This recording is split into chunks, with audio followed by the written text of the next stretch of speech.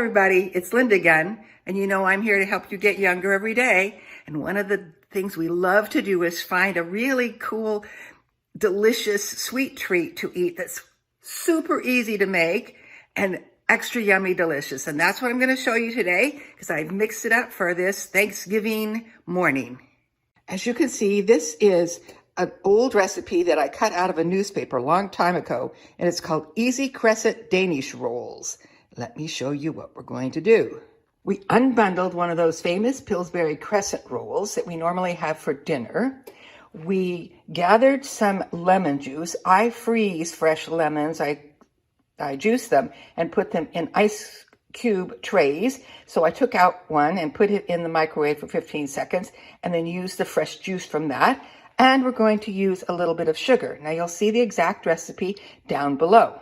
Mix up the cream cheese, Philadelphia cream cheese for sure, the original, so it's got the most flavor, and the sugar and the lemon juice, mix it all up into a nice little creamy paste.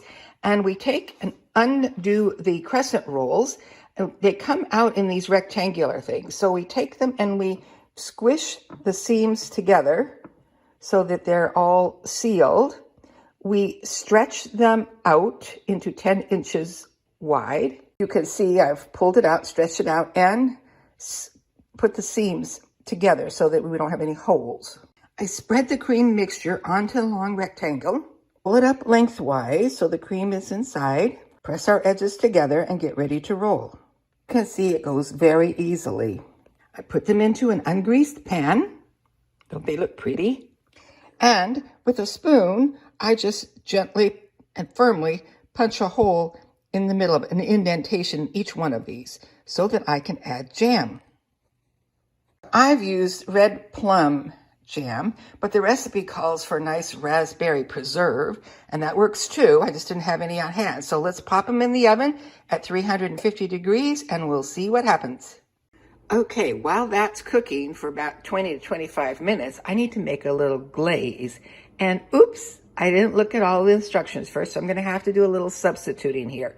It's going to call for a 1/4 cup of powdered sugar. I didn't have powdered sugar, but I do have this specialized sugar, this Trelase plus stevia that I use in general anyway, and it's a little softer, so we're going to cross our fingers and hope that works. So we put a 1/4 cup of sugar, and actually didn't have a full 1/4 cup.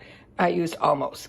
I'm telling you this because very often it's fine to make a lot of substitutions and changes. You know, the recipes are just sort of a guide for you. When I lived in Iran and we couldn't get a lot of stuff, we learned that substitutions ruled. So we're going to put a teaspoon of vanilla. I happen to like the organic type, and 1.5 teaspoons of milk, and I'm choosing almond milk. This looks to me like it's going to work just fine. We want it to be just a little bit of a glaze. Maybe I put too much milk in it, but we'll pour it over there and it'll seep into the cracks when it's warm, and it will be just fine because it's not a frosting, it's a glaze. So I'll let you know when we get it out of the oven. And here we are, 22 minutes later. Doesn't that look yummy? We're gonna let it cool and then show you what it's like inside. But first, we're going to drizzle this over the tops.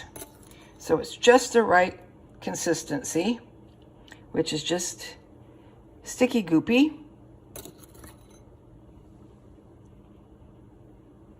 Finish the rest of it here.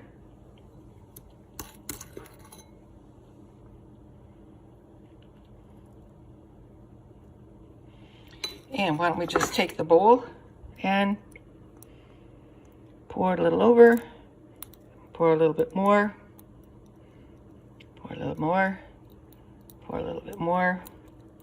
So it's completely drizzled out. While it's warm, while they're warm. Now we let them cool good enough to eat. Still warm and yummy, but not so hot that it'll burn our tongue. And so we have it nice and yummy and warm and chewy. Enjoy.